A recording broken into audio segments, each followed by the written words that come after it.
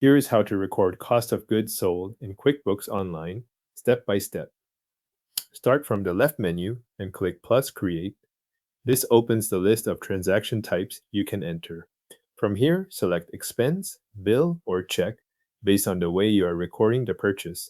Use expense if you're entering something paid right away, bill if it still needs to be paid later, or check if you are recording it as a check transaction. Once the form opens, move to the payee or vendor field and choose the correct name for the purchase.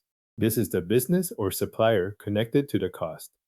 After that, if the form includes a payment account, select the account the money came from.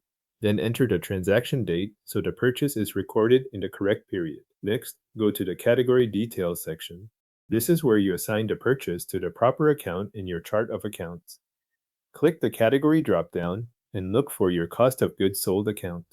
Make sure you pick the cost of goods sold account rather than a general expense account, since this affects how the transaction appears in your financial reports. If you do not already have a cost of goods sold account available in the list, create one from this same area. Click Add New Account, then choose Cost of Goods Sold as the account type. After that, select the detail type that best fits the kind of cost you are tracking. Enter a name for the account that clearly identifies it in your records. Then save the new account.